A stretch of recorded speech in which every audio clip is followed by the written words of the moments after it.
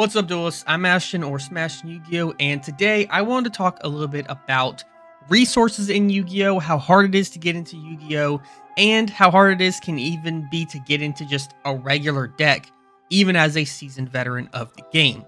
Obviously, the most popular and wildest sort of discourse going on in the Yu-Gi-Oh space right now, on Twitter and otherwise, is around the price of bonfires and people getting priced out of the game, people being generally unhappy about how Konami is handling printing cards, and leading to a lot of Yu-Gi-Oh players posting videos saying that they're quitting at least the paper game and favoring Master Duel or online. Now, I will be addressing that probably next week in next week's video, but for today, I kind of been thinking about this idea of Yu-Gi-Oh being just a really difficult card game to get into and a really difficult card game to get information on. And it's something that I've seen people talk about on Twitter recently, and especially, say, MBT did an entire sort of big thing on Twitter where he posted this big old thread talking with people about Yu-Gi-Oh's resources compared to card games like Magic the Gathering. And I wanted to get a little bit into that because I have a lot to say. So first things first, obviously I've been playing Yu-Gi-Oh for really seriously for about 2 years now. Obviously I didn't really play a lot of Yu-Gi-Oh on a competitive level at all for most of my life. Obviously I was really into Yu-Gi-Oh whenever I was younger and I grew up on the anime playing the playground decks, but those were not competitive strategies. Those were just cards that I ended up getting over the years, threw it together and play with my friends and even making up rules because why not? If Yugi could do it, I can too, right? But it wasn't until about 2 years ago that I really started playing Yu-Gi-Oh for real, as I recently got back into it, and now I'm here playing it all the time, practically every day, have a whole YouTube about it, which, by the way, thank you guys for helping me cross 600 subscribers and counting. Thank you guys so much. If you are interested in any of these discussion videos or any of my other content, make sure you hit subscribe below so I know you want more of it, and the like button. But in the course of getting into Yu-Gi-Oh, the number one thing that I really realized was it's really hard to just find basic information. Look, I'm not going to front with you guys. I still don't 100% understand the whole damage step, battle step, all that kind of stuff. I just kind of wing it and I let the Sims do it for me, or I sort of figure it out in the moment. But for the most part, all of those really intricate, damage step 1, 2, 3, all this other stuff, it's pretty confusing, and it's sort of a thing you kind of need to master if you want to hit the higher levels. And it's a basic part of how the game is structured. It's a basic part about how the entire damage calculation happens, and it still can be pretty confusing. On top of that, when I'm trying to pick out a deck to learn how to play when you're a new player, it can be kind of hard. There's no just easy product that you can just immediately buy and say, oh, I can play this right out the box. Sure, you can play a deck like Trap Tricks in the Structure deck or Fire Kings or whatnot, but you're still going to have some kind of really good intuition for how Yu-Gi-Oh works as a card game if you're going to piece together how to make an optimal combo out of all those decks, or make an optimal board, or know how to break an opponent's board, or things of that nature. Otherwise, you're going to have to find an outside resource to be able to play those decks effectively, and a lot of times it's pretty hard to find them. I have firsthand experience with this, not only as a new player coming into the game 2 years ago, but also as a current Yu-Gi-Oh player, and especially with content creation. Back when I was doing Testing Tuesday and Duel Tower, that really showed me how hard it is to find good and current information about decks, and that's the key there, is current. Quite often you'll just get a list, a combo, or a no context combo spreadsheet that is 2 years old, 3 years old, or maybe older, and hasn't been updated in a long time. The closest thing you can really find is something like YGO Pro Deck or Master Duel Meta. Master Duel Meta, I think, is actually really good. It's like the closest there is to a comprehensive one-stop shop for deck guides, primers, stats, deck lists, replays, all sorts of stuff. But the problem is it's still incomplete and far too dependent, as with a lot of this stuff is, on users to fill in the gaps. You can post a deck list on Master Duel Meta or YGO Pro Deck, but you're not obligated to post how the deck works. You're not obligated to post why you put certain cards in there over others. You're not obligated to post any combos or alternative versions. You can just post it and let it ride free and just hope people figure it out, or just whatever, I don't care, I'll just post it and then be done with it. And I think that can be really daunting because you'll end up looking for a list for some kind of deck, and there's obviously like 5 different versions that you're seeing around, and you're not sure which one to try, and you don't even know which one to try first because you don't know what the combos are. Or you'll be looking up a combo list and you'll be reading through it, you'll be following the steps, and then all of a sudden on step 7 there's a card in there that's not in your deck list because you chose a different deck list and found a combo list from somebody else that uses another deck list. It becomes a whole mess. At the end of the day, users are generally not great at articulating deck building philosophy or plays or combos, right? And that's not a slight against people who try, and I really appreciate that you try, but regular users on the normal who do post a bunch of decks and do those things are not always amazing at articulating how a deck works or knowing the full depths of a deck. I mean, how many deck profiles are there out there on YouTube that show the deck and then that's it? You don't get anything else about it. You don't get any combo video explanation. You don't get any tech IDs. You don't get any even replays. It's just the deck. Here's a little bit of explanation of what all the cards do, and we're done. I'm not trying to slight the people who do that. I mean, Testing Tuesday was kind of like that because you would get the explanation, but then I would also try to give you replays so you can kind of see combos and talk through it. But I'm not trying to slight people who do that, but it is a little bit hard to try to get into a deck like that if you just give me the deck list and the cards and you don't tell me actually how to put those things together into a real game plan. And for me, I'm a visual learner.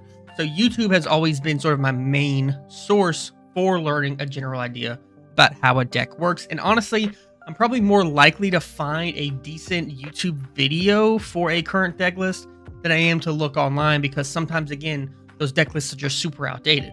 Obviously, YouTube will have outdated deck lists as well, but I just find it a little bit more reliable and I can kind of tweak it as I go there. But again, that only gets your foot in the door, and sometimes not even that far. If you really want to take the deck further, a lot more is required, either from you or from the community. For that, I tended to go to the archetype discords, but again, they're a little bit hit or miss. Sometimes they can have a wealth of knowledge, tons of resources, up-to-date detailed information, whether it's spreadsheets, pinned messages, videos, replay videos, that really help you learn that deck and get you to understand it quickly so that you can start playing it, get more practice with it, and get better at it. But sometimes they literally don't have anything. And sometimes it's, you know, a little bit of something, but it's old and people haven't updated in a while. Or sometimes the community itself just isn't as friendly and welcoming and inviting as some of the other archetype Discord communities out there.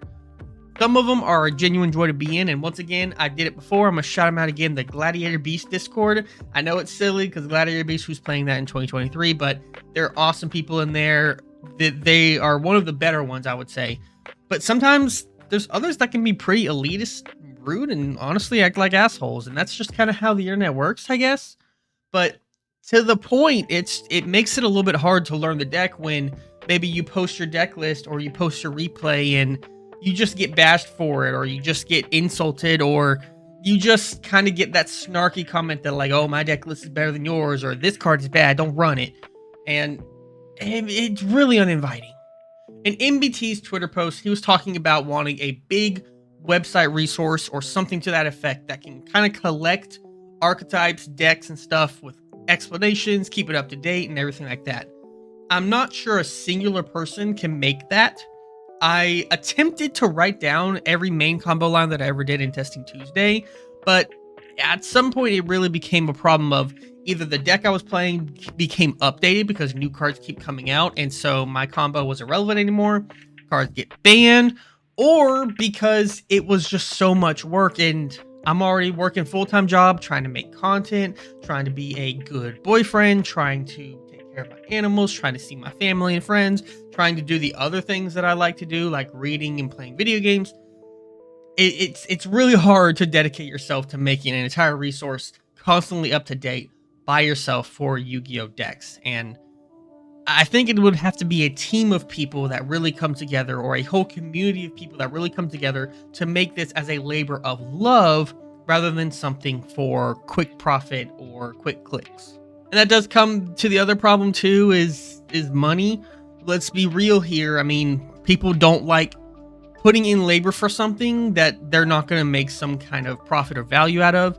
And for a lot of people, that's going to come down to cold hard cash. And if you're making, say, like a really comprehensive video for a specific deck, you're speaking about matchups, you're speaking about tech ideas, you're speaking about different variations, you're speaking about different combo lines, what to do when you're hand trapped here and there, that takes a lot of work into videos that, from my experience in testing Tuesday, sometimes they explode. Like my Cyber Dragon video, I think, is still my highest viewed video of all time. Whereas some other ones from testing Tuesday don't even crack like 200. And so it really is dependent on the deck. And also sometimes the work you put in just doesn't get you anywhere. And it can be pretty disheartening making that content if you don't get the return that you need to make the next one. I will say one thing that Konami has done right, and it has been that they've started making combo videos for meta decks that you can view on YouTube. Especially, it seems to be happening after YCS. They started posting a few where they I think they took the people who were playing it in Top Cut and had them sort of run through their combos and stuff like that. I think that was brilliant. I think that was awesome. I think that's a really great start, especially Konami promoting their own product, promoting how to play their own game, and really getting people involved into not only the competitive scene, but also sort of melding the two worlds together of content and competitive Yu-Gi-Oh, modern Yu-Gi-Oh, into one singular product that I think is a really good idea, but it needs more. And again, if we only get those every couple YCSs, that leaves a lot to be desired. Maybe Konami can work with maybe some other creators who have big communities like MBT, Arfa, DK, or somebody. Maybe that's wishful thinking, I'm not sure. But one thing I do know is that this entire saga has kind of shown me the problem that Yu-Gi-Oh has, and I'm kind of a broken record at this point, but it's accessibility. Skyrocketing card prices, a lack of resources, complex game, an often confusing game, no real onboarding process, no real casual audience. Yu-Gi-Oh continues to be the hardest card game, not only to get into, but sometimes even to just play itself. And I think, honestly, the whole controversy around Bonfire wasn't the first time. I think that was just the last straw, the final nail in the coffin for a lot of people, where we've just been carrying so much of this problem, so many of these sort of burdens that Konami isn't fixing, and eventually your back breaks. Something's got to change, and I think the first thing is going to need to be that Yu-Gi-Oh has to be more accessible.